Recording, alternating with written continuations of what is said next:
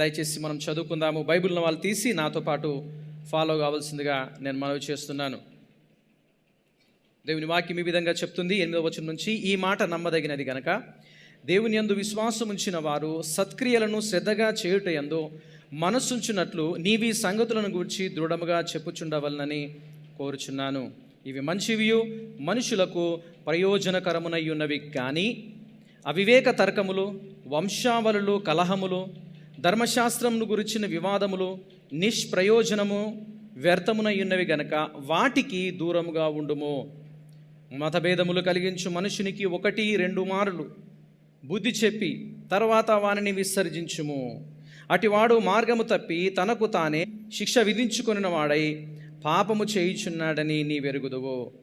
నికాపురిలో శీతాకాలము గడపవలనని నేను నిర్ణయించుకున్నాను గనక నేనును అర్థమైనను తుకికైనను నీ యొద్దకు పంపినప్పుడు అక్కడ నుండి నా యొద్దకు వచ్చుటకు ప్రయత్నం చేయుము. ధర్మశాస్త్ర వేది అయిన జేనాను అపోలోయు శీఘ్రముగా సాగనంపుము. వారికి ఏమీ తక్కువ లేకుండా చూడుము. మన వారును నిష్ఫలులు కాకుండా నిమిత్తము అవసరమును బట్టి సమయోచితముగా సత్క్రియలను శ్రద్ధగా చేయుటకు నేర్చుకొనవలను. నా యొద్ద ఉన్న వారందరూ నీకు వందనములు చెప్పుచున్నారు. విశ్వాసమును బట్టి మిమ్మును ప్రేమించు వారికి మా వందనములు చెప్పుము. కృప మీ అందరికీ తోడయ్యుండునుగాక. ఈ యొక్క వాక్య భాగంలో నుంచి ఇంతవరకు చదివినట్టుగా ఇది చివరి యొక్క వాక్య భాగము ఈ తీతుకు రాసిన పత్రికలో నుంచి. ఈ 8వ వచనం నుంచి చివరి వరకు చాలా ప్రాముఖ్యమైన 3 విషయాలు చెప్తాడు. ఈ 3వ అధ్యాయంలో ఉన్న 4 విషయాలు నేను గుర్తు చేశాను. దేవుని యొక్క సేవకుడైన పౌలు భక్తుడు ఈ 4 విషయాలు ఏమిటి అని అంటే మన బాధ్యతను మనకు గుర్తు చేస్తున్నాడు. మొట్టమొదటిగా రెండవది మన పూర్వస్థితిని గుర్తు చేస్తున్నాడు. అది 3వ వచనం నుంచి 4వ వచనం దాకా చూస్తాము. తర్వాత మన రక్షణను ఆయన గుర్తు చేస్తున్నాడు. ఏ విధంగా ఆయన మనల్ని రక్షించుకున్నాడు, దానికి కారణం ఏందనేది. 4వదిగా వాక్యంలో చూస్తే సంఘ సంరక్షణలో క్రైస్తవుని యొక్క బాధ్యత. ఇంకో విధంగా చెప్పాలంటే మన మిషన్, మనకి ఇవ్వబడిన బాధ్యత సంఘములో, సంఘ సంరక్షణలో ఏ విధంగా ఉండాలి అనేది ఈ 8వ వచనం నుంచి 15వ వచనం వరకు మనం చూస్తాము. ఇది దేంతో ప్రారంభిస్తున్నాడు అనంటే సంఘములో ఉన్న వారందరినీ కూడా ఈ యొక్క బాధ్యత అనేది ఉన్నది అనే సంగతితో ప్రారంభిస్తున్నాడు. మన వాక్యంలో చూసినట్లయితే ఈ 3వ అధ్యాయం 8 నుంచి 15వ వచనంలో ముఖ్యంగా చెప్పబడిన మాట ఏమిటి అనంటే దేవుని యొక్క పని చేయడంలో, సంఘంలో, సంఘ సంరక్షణలో దేవుని యొక్క పని, దేవుడు మనకు అప్పగించిన ఆ బాధ్యతను సంఘంలో ఉన్న వారందరికీ కూడా ఈ బాధ్యత ఉంది. ఎందుకంటే దేవుని యొక్క వాక్యంలో చూస్తే రక్షింపబడిన వారందరూ కూడా దేవుడు వరములు ఇచ్చాడు. ఆ వరములు సంఘ క్షేమాభివృద్ధి కోసము, సంఘ క్షేమం కోసం వాడాలని చెప్పాడు. సంఘ క్షేమం కోసం వాడే క్రమములో మనము కూడా క్షేమము, అభివృద్ధి మనకు కూడా కలుగుతుంది. అది ఎట్లా అనంటే నేను ఈ వాక్యం చెప్పడానికి చదువుతున్నప్పుడు, మీకు బోధించాలి, ఆదివారం నాడు దేవుని యొక్క వాక్యం చెప్పాలని నేను సిద్ధపడుతున్నప్పుడు మీకు చెప్పడానికి మాత్రమే ఈ వాక్యము నన్ను బలపరుస్తలేదు. నేను చదువుతున్నప్పుడు నాకు కూడా క్షేమాభివృద్ధి కలుగుతుంది, నాకు కూడా ఆనందం కలుగుతుంది, నేను కూడా వాక్యంలో బలపడుతున్నాను. అదేవిధంగా సంఘంలో దేవుని యొక్క పని అనేది అందరికీ ఇవ్వబడింది. ఆ అందరికీ ఇవ్వబడిన పని దయచేసి ఆలోచించండి, ఉద్దేశపూర్వకంగా, డెడికేటెడ్గా, సమర్పణతో, అంకిత భావముతో చేయాలి.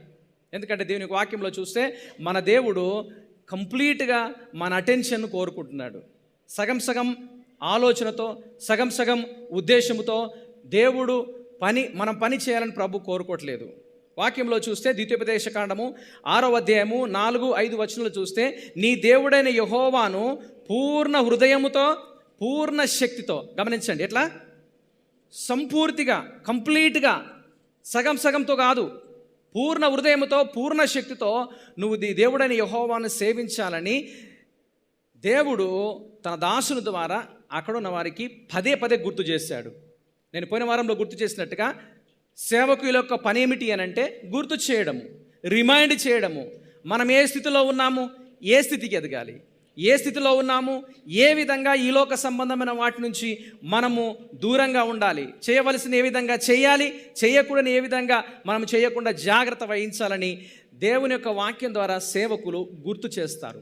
వాక్యం అనేది మనకు ఎప్పటికప్పుడు గుర్తు చేస్తూ ఉంటుంది. కనుక మన పని, మన పరిచర్య ఏ విధంగా ఉండాలి అని అంటే హృదయపూర్వకంగా, పూర్ణ ఆత్మతో, పూర్ణ శక్తితో చేయాలని దేవుని యొక్క వాక్యంలో చూస్తాం. కొన్ని దినాల క్రితం వాక్యం చెప్తున్నప్పుడు సగం సగం మనసుతో కాదు, ఓకే, సగం సగం ఆలోచనతో కాదు, ఓకే, ఇక్కడ ఉండి ఎక్కడో ఆలోచించడం కాదు, ఒక పని చేసుకుంటూ ఇంకో పని గురించి ఆలోచించడం కాదు.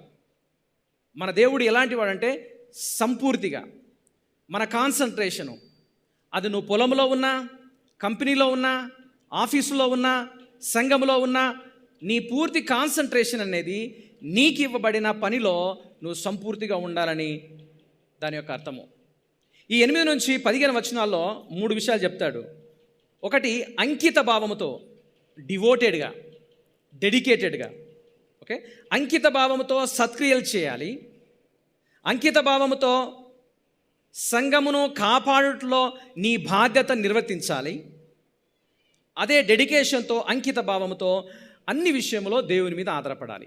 ఈ 3 విషయాలను ఈ దినాన నేను మీతో పంచుకోవడానికి ఆశపడుతున్నాను. మొట్టమొదటిగా అంకిత భావముగా, ఓకే, ప్రభువుకు మనల్ని మనం అంకితం చేసుకున్నట్టుగా సత్క్రియలు చేయాలి. గమనించండి, సత్క్రియల గురించి 2వ అధ్యాయము 14వ వచనంలో మనము ఒక వారం పూర్తిగా దాని గురించే డిస్కస్ చేశాము. ఓకే, దాన్ని నేను కొంచెం టచ్ చేయడానికి ప్రయత్నం చేస్తాను. ఈ అధ్యాయంలో 3వ అధ్యాయంలో ఈ సత్క్రియలు అనే మాట 8వ వచనంలో 14వ వచనంలో మనకు కనిపిస్తుంది. 8వ వచనంలో సత్క్రియలు శ్రద్ధగా చేయాలని బైబిల్లో చూస్తాము. 14వ వచనంలో ఈ సత్క్రియలు శ్రద్ధగా చేయడానికి నేర్చుకోవాలి. గుర్తుంచుకోనండి, శ్రద్ధగా చేయాలి, శ్రద్ధగా చేయటానికి మనము అలవాటు పడాలి, నేర్చుకోవాలి. ఈ యొక్క మాట యొక్క అర్థం ఏమిటి అని అంటే, నువ్వు సమయాన్ని కేటాయించాలి, నీ మనసును కేటాయించాలి, నువ్వు సత్క్రియలు చేయడము. సత్క్రియలు అంటే ఏంది? మంచి కార్యాలు, మంచి పనులు చేయడము. మంచి కార్యాలు అంటే ఏంది? నేను ముందు మళ్ళీ గుర్తు చేస్తాను. ఈ మంచి కార్యాలు, సత్క్రియలు అనే మాట ఈ తీతుకు రాసిన ఈ చిన్న గ్రంథంలో 6 సార్లు చెప్పబడింది. 6 సందర్భాల్లో కూడా దేవుని నమ్ముకున్న వారు, క్రైస్తవులైన వారు, వాళ్ళ యొక్క విశ్వాసం ఎంత స్ట్రాంగ్గా ఉందో వాళ్ళ పనితీరు కూడా స్ట్రాంగ్గానే ఉండాలి. ఓకే, ఎందుకంటే బైబిల్లో చూస్తే మన విశ్వాసం అనేది క్రియలతో కూడింది. క్రియలేని విశ్వాసము మృతము. దేవుడు సంఘాలకు రాస్తూ ఏమంటే, నీ క్రియలు నేను ఎరుగుదును, నీ పని నాకు తెలుసు. ఓకే, నువ్వు ఎలాంటి విషయాల్లో ఆసక్తిగా ఉన్నావు, ఎక్కడ ఫెయిల్ అయినావు, ఎక్కడ పాస్ అయినావు, ఎక్కడ కాన్సన్ట్రేషన్తో ఉన్నావు, ఆ విషయం నాకు తెలుసు అని ప్రభు గుర్తు చేశాడు. గమనించండి, ఈ సత్క్రియలు అంటే మంచి మనసుతో, నిజమైన విధేయతతో చేయాలి. కంప్లీట్గా మంచి మనసుతో, కంప్లీట్గా నిజమైన ఒబీడియన్స్, విధేయతతో చేయాలి. ఎందుకంటే మంచి పనులు అనేవిటి ఫలభరితమైన వాటితో కనెక్షన్ ఉంటుంది. ఫ్రూట్ఫుల్నెస్, నువ్వు దేవుని సంబంధివి అని చెప్పడానికి నీ పనులు నిరూపిస్తాయి. అందుకని ప్రభు చెప్పాడు, మీ సత్క్రియలను చూసి పరలోకమందున మీ దేవుని మయపరచున్నట్లుగా వారి ఎదుట మీ వెలుగును ప్రకాశింపనియుడి. మత్తయి సువార్త 5వ అధ్యాయము 16వ వచనంలో గమనించండి, ఆత్మఫలము లేకపోతే మంచి పనులు చేయలేము. ఆత్మఫలం ఎవరికి ఉంటుంది? రక్షింపబడిన వ్యక్తికి ఉంటుంది. గలతీ రాసిన పత్రిక 5వ అధ్యాయంలో 22వ వచనం చూస్తే ఆత్మఫలం లేమనగా అని అక్కడ ఒక పెద్ద లిస్ట్ ఉంది. ఆ లిస్టు మనం ఆలోచిస్తే ఆత్మఫలం అనేది మనలో లేకపోతే మంచి పనులు చేయలేము. ఒకవేళ చేసినా అది స్వార్థపూరితంగా అవుతుంది. లోకంలో ఉన్న వాళ్ళు చేసిన దాన్ని ప్రజలందరికీ కనిపించే విధంగా చెప్తారు, ఫోటోలు వేసుకుంటారు, వాట్సాప్లో పంపిస్తారు, ఏ చిన్న పని చేసినా కానీ దేవుని సంబంధం ఏం చేస్తారు? ప్రభు చెప్పాడు, ఒక చేత్తో చేసింది ఇంకో చేతికి తెలియదు. నువ్వు డప్పు కొట్టి బాజా బాయించి నువ్వు చేసిన పనులు లోకమంతా చెప్పాల్సిన అవసరం లేదు. ప్రభు చెప్పిన మాట ఏంటంటే, నువ్వు రహస్యంగా చెయ్యు. మనుషులు మీ క్రియలు చూడాలని నువ్వు చెయ్యొద్దు. లోకంలో ఉన్న వాళ్ళు ఏం చేస్తారంటే అందరికి కనిపించాలని, పరిసయ్యులు, శాస్త్రులు ఆ విధంగానే చేశారు.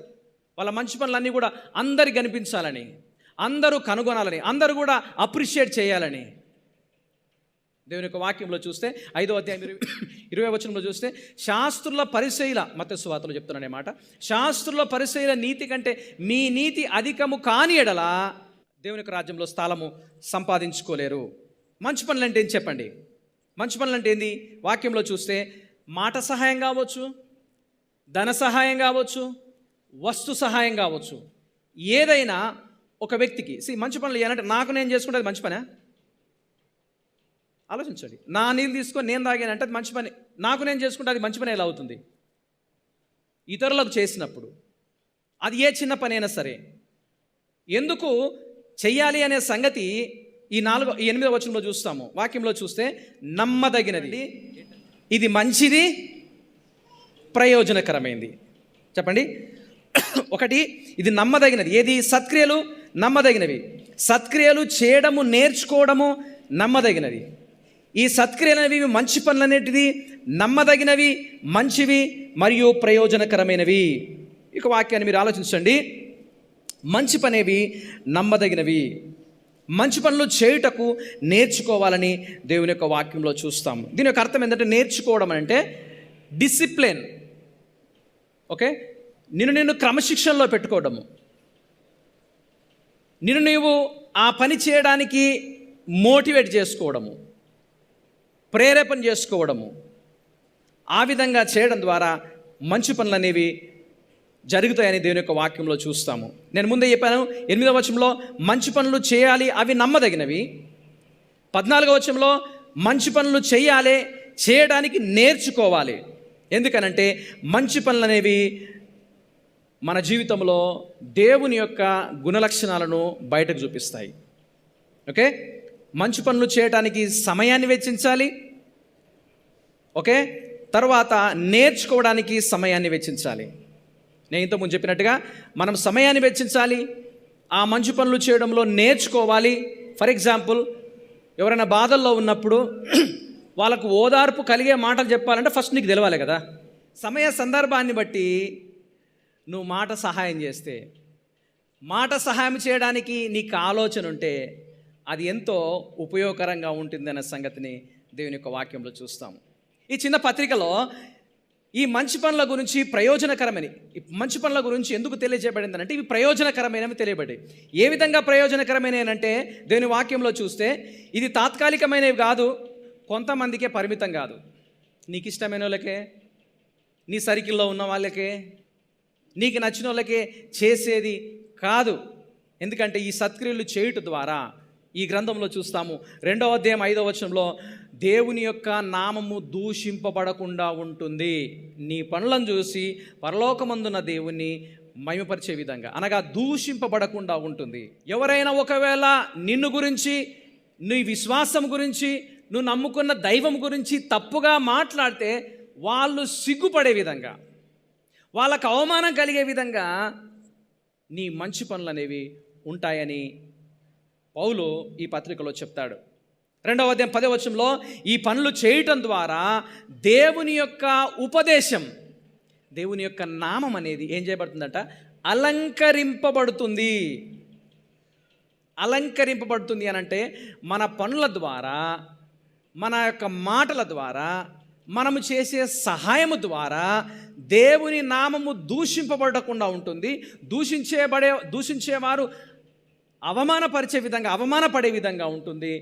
అల్టిమేట్గా దేవుని యొక్క నామము గణపరచబడుతుంది, దేవుని యొక్క పేరు అలంకరింపబడుతుంది అనే సంగతిని ఈ 8వ వచనంలో గుర్తు చేస్తాడు. కనుక ప్రియ దేవుని బిడ్డలారా, సంఘములో ఉన్న ప్రతి ఒక్కరు కూడా, దేవుని వాక్యాన్ని వింటున్న ప్రతి ఒక్కరు కూడా, ప్రతి క్రైస్తవుడు కూడా ఏదో ఒక చోట, ఏదో ఒక విధంగా దేవుణ్ణి గణపరిచే విధంగా, నువ్వు ఇతరులకు సహాయపడే విధంగా ఉండాలి. అది మాట ద్వారా కావచ్చు, నేను ముందుగా చెప్పినట్టుగా పని ద్వారా కావచ్చు, ధన సహాయం కావచ్చు, ఇంకా ఏదైనా కావచ్చు. ఒకవేళ నువ్వు చేస్తే దేవునికి చేసినట్టుగా చేయాలి. ఆ పని ద్వారా దేవుడు మహిమపరచబడాలి. 9వ వచనంలో ఇంకో విషయాన్ని ఇక్కడ గుర్తు చేస్తున్నాడు. ఒక అంకిత భావంతో, ఒక డెడికేటెడ్గా సత్క్రియలు చేయాలి. ఈ సత్క్రియలు చేయడంలో కొన్ని రకాలుగా ఉంటాయి. ఈ 9వ వచనంలో ఇంకొక విషయాన్ని గుర్తు చేస్తున్నాడు. 9వ వచనంలో మీరు చూడండి, దయచేసి అందరూ జాగ్రత్త చదవండి. అవివేక తర్కములు, వంశావళులు, కలహములు, ధర్మశాస్త్రము గురించిన వివాదములు నిష్ప్రయోజనమైనవి. మంచి పనులు చెయ్యని వారు, మంచి పనుల మీద కాన్సన్ట్రేషన్ చెయ్యని వారు ఈ 9వ వచనంలో 4 గుణాలు ఉన్న వాళ్ళను చూపిస్తున్నాడు. ఈ 4 గుణాలున్న వాళ్ళు ఏ విధంగా ఉంటారంటే, మొట్టమొదటిగా ఆలోచిస్తే, మీరు ఆలోచించండి, చూడండి, అవివేక తర్కములు, వంశావళులు, కలహములు, ధర్మశాస్త్ర సంబంధమైన వివాదములు. అవివేక తర్కములు అంటే ఏంది? దీన్ని గ్రీకులో మోరాస్ అనే పదంతో వాడబడి, మోరాన్ అనేది ఇంగ్లీష్లో ఉంది. దాన్ని తెలివి లేదు, జ్ఞానం లేదు, ఫూలిష్ అనే ఒక అర్థము. అవివేక తర్కములు అంటే ఆలోచన లేకుండా మాట్లాడము, మూర్ఖంగా మాట్లాడము. ఓకే, దీని బైబిల్ యొక్క భాషలో ఏం చెప్పబడింది అని అంటే, తెలివితేటలు తక్కువ ఉండి మాట్లాడు కాదు, నైతికంగా ఆలోచించకుండా మాట్లాడము. మన భాషలో చెప్పాలంటే దేవుణ్ణి సరిగా గుర్తించకపోవడము, ఆయనను, ఆయన పనులను అర్థం చేసుకోకపోవడము. ఫర్ ఎగ్జాంపుల్, దేవుడు నీతి గలవాడు, దేవుడు ప్రేమామయుడు, ప్రైజ్ ద లార్డ్. కానీ దేవుడు తీర్పు తీర్చేవాడు. నీతి, ప్రేమ అనే మాటను బాగా అర్థం చేసుకుంటాం, కానీ దేవునికి విరుద్ధంగా ఉన్నప్పుడు ఆయన తీర్పు తీరుస్తాడనే ఒక భయం మాత్రం మనలో ఉండదు. తర్కములు అని అంటే ఏంది? తర్కములు అని అంటే ఇక్కడ 2 పదాలు. అవివేకము అంటే తెలివి లేకుండా మాట్లాడడం, మూర్ఖంగా మాట్లాడడం, ఆలోచన లేకుండా మాట్లాడడము, అదొక మాట. తర్కములు అని అంటే ఊహించడము, వాదించడం అంట, స్పెక్యులేషన్స్ అంటారు. దీన్ని 2వ తిమోతి రాసిన పత్రిక 2వ అధ్యాయం 23వ వచనంలో ఒక మాట చెప్పబడింది. దయచేసి బైబిల్ని వారు తీసి చూడండి నాతో పాటు. మూఢుల వితర్కములు జగడములు పుట్టిస్తాయి కాబట్టి వాటికి దూరంగా ఉండుము. గమనించండి, వితర్కములు, తర్కములు అని అంటే, అవివేక తర్కములు అని అంటే ఊహించడము, సరిగా పదును లేని మాటలు. ఇవేం చేస్తాయనంటే మనుషుల ఊహతో గొడవలు తీసుకొచ్చి పెడతాయి. నా మాటేనండి. ఎవరైనా ఏదైనా మాట చెప్పారు అనుకో, వాళ్ళు అన్న మాట ఏం తెలుసా, దాంట్లో నీకు అర్థమైద్దా, ఏ ఉద్దేశంతో అన్నాడో నీకు తెలుసా? నాకు మాత్రం బాగా అర్థమైంది. ఆ మాటకు అర్థం అంతే. ఇంకా నువ్వు పూర్తిగా వెనకకు పోయి, ఊహలకు పోయి, ఇక పంచాయతీలాగా తీసుకుపోవాల్సిన అవసరం లేదు. అవివేక తర్కములు అంటే అవి. నీకు అర్థమైంది కరెక్టే, గాన్నే ఉండు, ఇంకా పూర్తిగా గుంజకు. పనికిరాని ఆలోచనలు నువ్వు తెచ్చుకోవద్దు, వేరేటోళ్ళ తలకాయల్లో పెట్టొద్దు. మూఢుల తర్కములు పదును లేనివి, వాటికి మొండి అయినవి అన్నట్టు. దయచేసి ఆలోచించండి. ఈ అవివేక తర్కములు అనేవి ప్రయోజనకరమైనవి కావు. 2వ విషయం చెప్తున్నాడు ఏంటంటే వంశావళులు. అంకెల విషయంలో మనుషులు ఆలోచించడం అనేది వంశావళులు. భయంకరమైన విషయం ఏంటంటే క్రైస్తవులు అందరూ కూడా చేస్తారు ఇది, చాలామంది. నేను ఒకసారి ఆశ్చర్యపోతా. పెళ్ళి పెట్టుకోవడానికి వస్తే వాళ్ళకే ఆప్షన్ ఇస్తా. వాళ్ళు ఆల్రెడీ పంతుల దగ్గర మాట్లాడుకొని వస్తారు. ఎందుకంటే ఆ పెళ్ళి ఆ మంచి దినం రోజే, అంటే పంతులు చెప్పిన రోజే పెళ్ళిళ్ళు అవుతాయి. మన దగ్గరనే కాదు, ఇంక అన్ని చోట్ల అవుతాయి. ఎందుకు తెలుసా? దేవుని గురించిన జ్ఞానం లేక. వంశావళులు అంటే అది. దాని వెనకాల ఏదో పెద్ద మీనింగ్ ఉంది, అంకెల వెనుక ఏదో పెద్ద మీనింగ్ ఉంది. లక్కీ నెంబర్ అంటారు కదా కొంతమంది, లక్కీ నెంబర్ అంటారు కదా, అలాంటివి ప్రయోజనకరమైనవి కాదు, మంచివి కావు. 7వ వచనం నుంచి 8వ వచనం నుంచి మనం చూస్తాము. 3వ పాయింట్ ఏం తెలుసా? అవివేక తర్కములు, వంశావళులు, కలహములు, డిస్సెన్షన్స్ అంటారు. కలహములు అని అంటే గమనించండి, మనము కానీ ఆలోచిస్తే బార్క్లీ అనే ఒక రైటరు ఒక దేవుని యొక్క వాక్యాన్ని తర్జుమా చేసి లేకపోతే కామెంటరీ రాసిన వ్యక్తి ఏమన్నాడంటే, ఇది ఎక్కువ అసూయతో స్టార్ట్ అవుతుంది. అసూయ అంటే ఏంది? మనం విషయం దాగి వేరే వాళ్ళు సావాలని కోరుకోవడం, ఉన్నత స్థానము ఉండాలని కోరుకోవడం అనేది ఈ కలహములతో, అసూయతో ప్రారంభమవుతుంది. గుర్తుంచుకోండి, ఒక వ్యక్తి మంచి రైటర్ ఏమనంటే, అసూయ, జెలస్ అనేది లేకపోతే అన్ని రకాల ఫైటింగ్స్ నుంచి మనిషికి విడుదల కలిగినట్టే. ఇంకో విధంగా చెప్పానా? No jealous, no fights. అసూయ లేకపోతే కలహములు అనేవి ఉండనే ఉండవు. గమనించండి, వీటికి దూరముగా ఉండుమని దేవుని యొక్క వాక్యం ద్వారా గుర్తు చేస్తున్నాడు. 4వ పాయింట్ ఏం తెలుసు అందులో? 9వ వచనంలో వివాదములు. ఏందది? వివాదములు. అది శారీరకంగా కావచ్చు, మానసికంగా కావచ్చు, మాటల యుద్ధం కావచ్చు, ఫిజికల్గా యుద్ధం కావచ్చు. ఇది సరి అయినది కాదు అని దేవుని యొక్క వాక్యంలో చూస్తాం. వివాదములు బైబిల్లో చూస్తే మీలో వివాదాలు ఎందుకు వస్తున్నాయనంటే మీ భోగేచ్ఛలను బట్టి, మీకున్న ఓవర్ ఎక్స్పెక్టేషన్స్ బట్టి. అది సరైనది కాదు అని దేవుని యొక్క వాక్యంలో చూస్తాం. 9వ వచనం మీరు గమనించండి. ఈ 4 విషయాలను గుర్తిస్తూ ఏమంటే ఇవి నిష్ప్రయోజనమైనవి, ఇవి వ్యర్థమైనవి గనుక వాటికి ఏం చేయాలంట? చెప్పండి. దూరముగా ఉండుము, దూరముగా ఉండుము అనే సంగతిని గుర్తు చేస్తున్నాడు. అంకిత భావముతో మంచి పనులు చేయాలి. మంచి పనులకు ఆటంకంగా ఉన్న ఈ 4 విషయాలు అవివేక తర్కములు కావచ్చు, వంశావళులు కావచ్చు, కలహములు కావచ్చు, వివాదములు కావచ్చు, వీటికి దూరంగా ఉండాలి. ఎందుకంటే నిష్ప్రయోజనమైనవి, అన్ప్రాఫిటబుల్. ఇంకోటి ఏం తెలుసా? వర్త్లెస్ అంటారు. ఏంటది? వర్త్లెస్. దాని అర్థం ఏంటంటే అవి వ్యర్థమైనవి. రెండో విషయమును దేవుని యొక్క వాక్యంలో మనం చూద్దాం. ఏంటంటే అంకిత భావముతో సంఘమును కాపాడే బాధ్యత మన మీద ఉన్నది.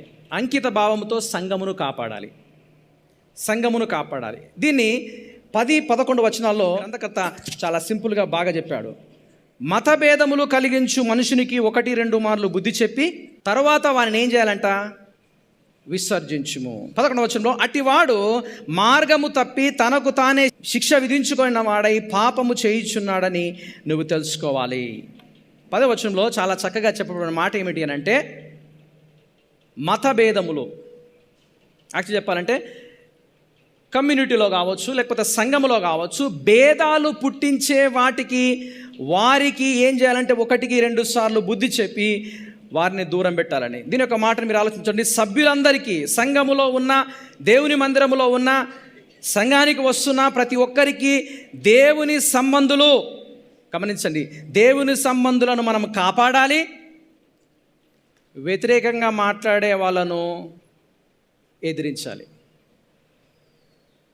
సంఘానికి వ్యక్తిగతంగా సాక్ష్యాన్ని పాడు చేసే వారిని ఎదిరించే బాధ్యత సంఘములో ప్రతి ఒక్కరిది.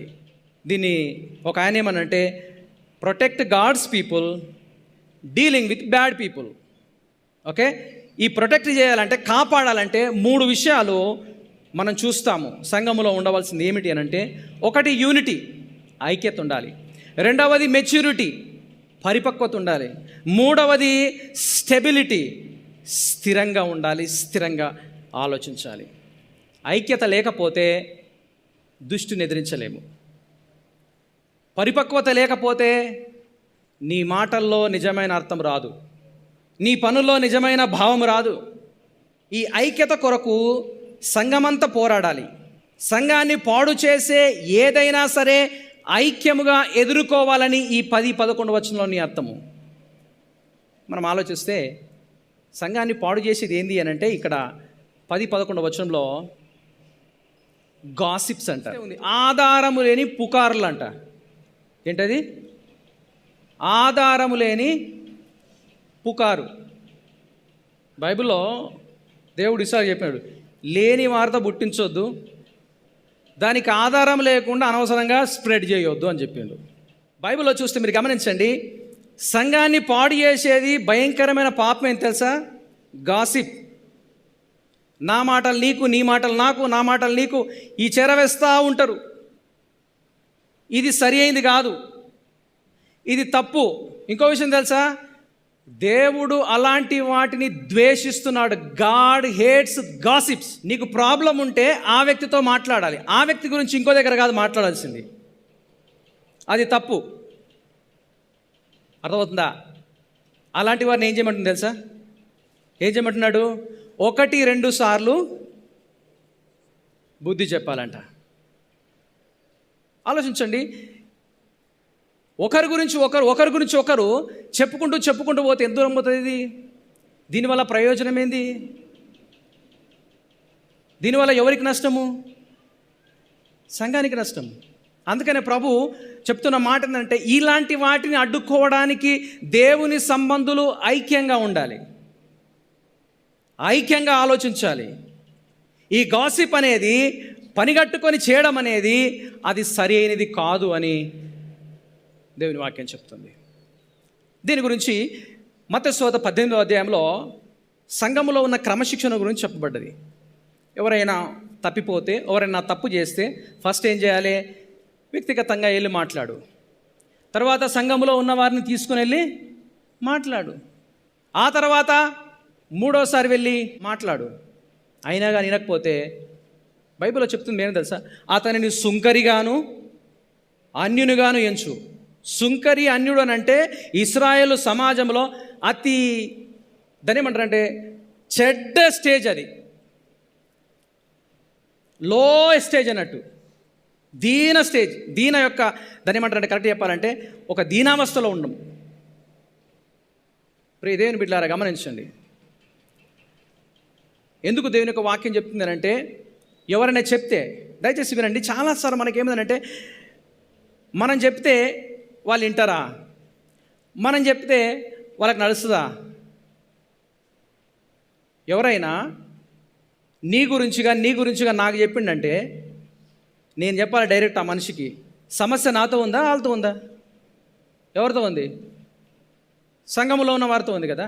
వెళ్ళి వాళ్ళతో మాట్లాడు, నాతో కాదు మాట్లాడేది. ఒక దగ్గర కాదు, చెప్తూనే ఉంటారు, పోతూనే ఉంటుంది. కొంతమందికి అయితే పని కట్టుకొని పిలిచి చెప్తారు. గమనించండి, ఇది చెప్పే వాళ్ళ యొక్క గుణం ఇట్లుంటుంది. వినేవాళ్ళు ఏ విధంగా ఉండాలి తెలుసా? వినేవాళ్ళు 1-2 సార్లు వినాలంట. విని నువ్వేం చేయాలి? ఎదురు చెప్పు. నువ్వు చెప్పేది కరెక్టేనా కాదా నాకు తెలియదు, సమస్య ఎవరితో ఉంది వాళ్ళ దగ్గరికి వెళ్ళు, వాళ్ళతో మాట్లాడని చెప్ప. ఒకవేళ నువ్వు చెప్పలేవనుకో, ఆ పాపము చేసేవారితో నువ్వు కూడా సహకరిస్తున్నట్టే లెక్క. నువ్వు నోరు మూసుకొని 12 సార్లు విన్నావనుకో, ఏముంది ఆయన చెప్పుకుంటాడు, ఆయన బాధ నువ్వు చెప్పుకుంటా, నువ్వు విన్నావనుకో, ఆ చేసే తప్పుతో నువ్వు కూడా సహకరిస్తున్నావు. ఎందుకు తెలుసా? దేవుని వాక్యం చెప్తుంది అట్లా. 1-2 సార్లు విను, బుద్ధి చెప్పు, తర్వాత ఏం చేయమంటున్నాడు? విసర్జించుము.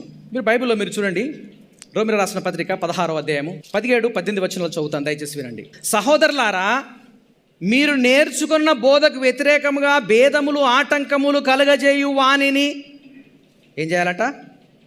కనిపెట్టుడని మిమ్మును బతిమాలు కొనుచున్నాను, వారిలో నుంచి తొలగిపోవుడి. అటివాడు ఏం చేస్తాడంట?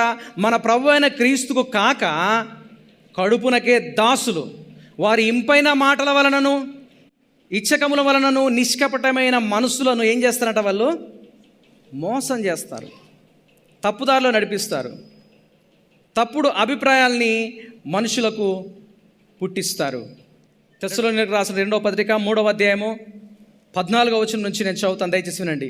ఈ పత్రిక మూలముగా మేము చెప్పిన మాటను ఎవడైనా లోబడని ఎడల అతన్ని కనిపెట్టి అతడు సిగ్గుపడు నిమిత్తము అతనితో సాంగత్యము చెయ్యొద్దు.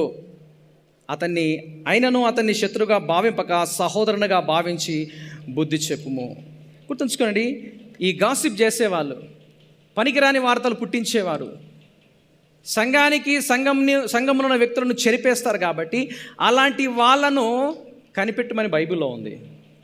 ఈ 9వ వచనంలో చూసినట్లయితే వాక్యంలో ఏముంది? 2 మార్లు బుద్ధి చెప్పు అనే మాట తెలుగులో చాలా నైస్గా ఉంది, కానీ ఇంగ్లీష్లో ఏముంది తెలుసా?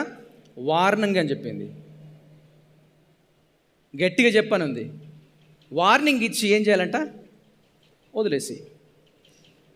ఒకవేళ ఆ విధంగానే చెప్పుకుంటూ తిరుగుతుండనుకో, దానికి ఆన్సర్ 10వ వచనం. అటివాడు మార్గం తప్పి తనకు తానే శిక్ష విధించుకున్న వాడై పాపం చేయుచున్నాడు. పర్వర్టింగ్ అండ్ సిన్నింగ్ అని ఉంది ఇంగ్లీష్లో. ఎన్నిసార్లు చెప్పినా కానీ లోబడ్డు అనుకో, నువ్వు ఎన్నిసార్లు కాదు, నీకు ఇచ్చిన బాధ్యత ఏంటంటే 2 సార్లు చెప్పు, తర్వాత నీ మాట ఏం లేడనుకో, నువ్వేం చెయ్యు? వదిలేయి. నేను ఇంతకుముందు చెప్పినట్టుగా వాళ్ళు చెప్పినప్పుడల్లా మీరు వింటారు, వాళ్ళు చెప్పినప్పుడల్లా మీరు వింటారు. వినడం ద్వారా వాళ్ళు చేసే తప్పులో మీరు కూడా చేతులు వేస్తున్నట్లు లెక్క.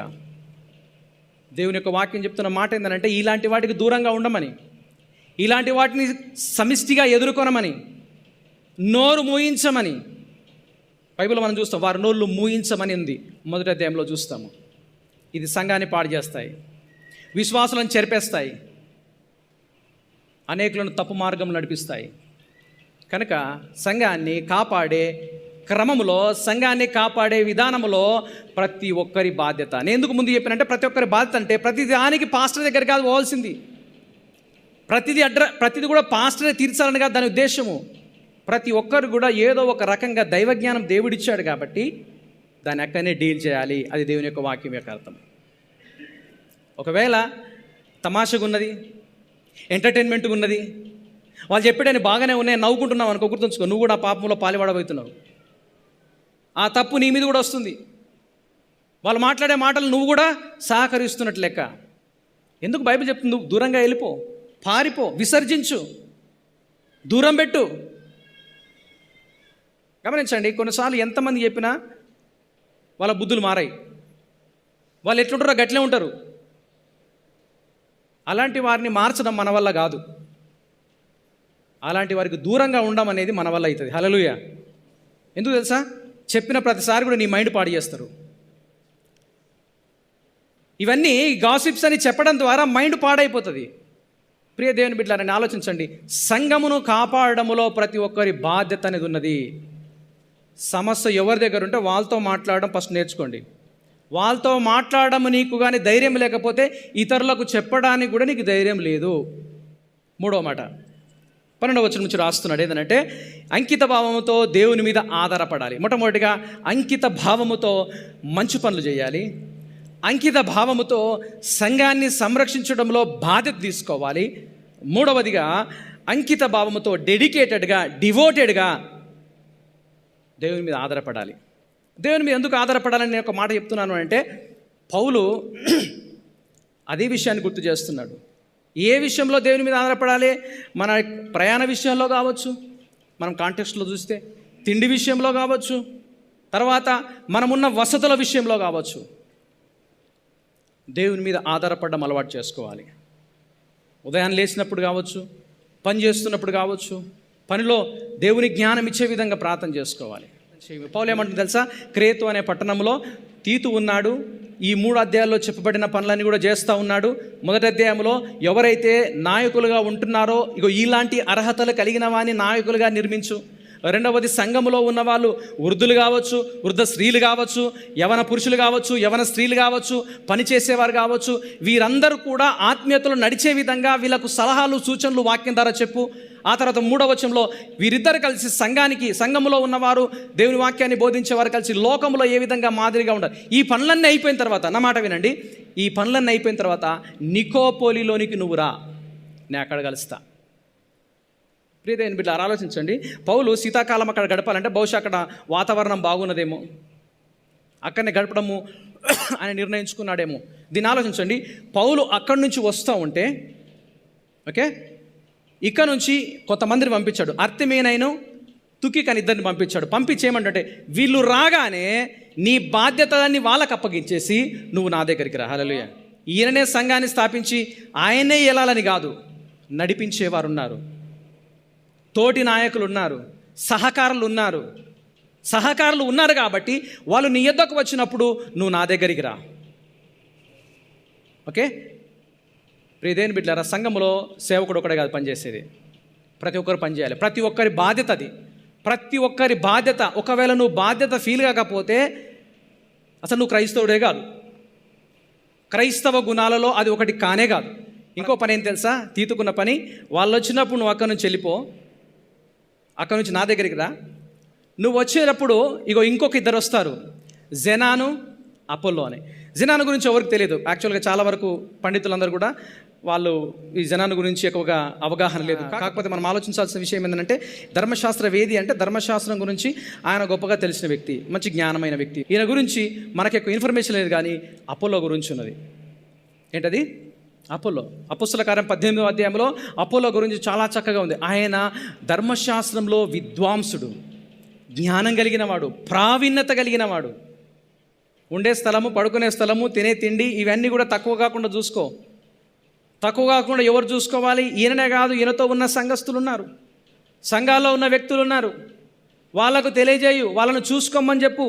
ప్రియ దేవుని బిడ్డలారా, మీరు గమనించండి, మన ఇంటికి వస్తున్న ప్రతి ఒక్కరు కూడా మన అతిథులు. ముఖ్యంగా దేవుని యొక్క పరిచర్య చేసేవాళ్ళు, సేవకులు, ఇలాంటి వారిని గౌరవించాలి, ఇలాంటి వారికి సన్మానం చేయాలి. అంటే శాల్వాలు కప్పమని చెప్తలే, మాట మర్యాద, నీ మర్యాద బాగుంటే చాలు. ఇలాంటి వారిని నువ్వు చేర్చుకో. వాళ్ళకేం తక్కువ కాకుండా చూడు, వాళ్ళకేమి కొరత లేకుండా చూడు. జనాను అపోలో మీ దగ్గరికి వచ్చినప్పుడు ఏమి తక్కువ కాకుండా చూసుకో. నా ఛాలెంజ్, నా యొక్క క్వశ్చన్ ఏంటంటే, మన సంఘంలో పనిచేస్తున్న వారికి బాగోగుల గురించి మీరు ఎప్పుడైనా ఆలోచించారా? ఇప్పటికైనా పశ్చాత్తాపడండి, మనసులు మార్చుకోండి. మన దగ్గరికి వచ్చేవారు మన కోసం ప్రార్థన చేసేవారు, మన క్షేమాభివృద్ధి కొరకు వాక్యం చెప్పేవాళ్ళు. వాళ్ళని ఏం చేయాలంటే తెలుసా? సన్మానించుము, రెట్టింపు సన్మానమునకు పాత్రులుగా ఎంచుము.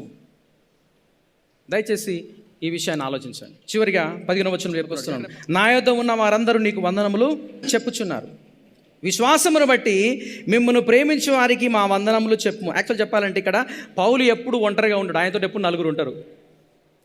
ఏంటది?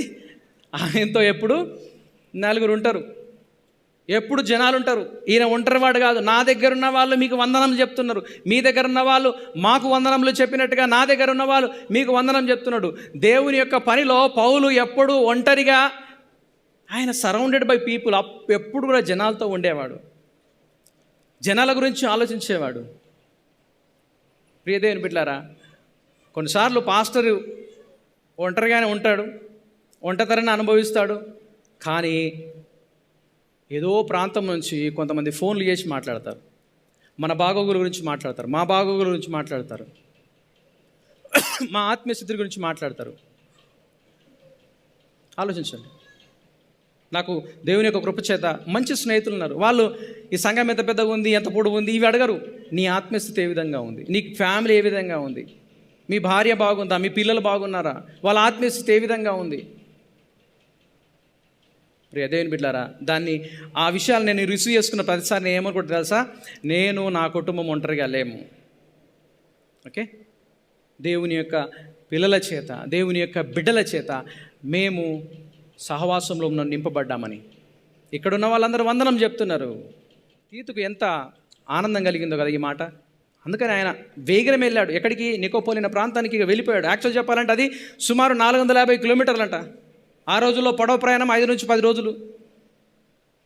450 ప్రయాణం, ఇప్పుడు కారు స్టార్ట్ చేస్తే 4 గంటలు వెళ్ళిపోతాం. ఆ రోజుల్లో 5 నుంచి 10 రోజుల ప్రయాణము. ఆ 10 రోజుల ప్రయాణాన్ని రిస్క్గా అనుకోకుండా పౌలు దగ్గరికి వెళ్ళడానికి సిద్ధమైనాడు.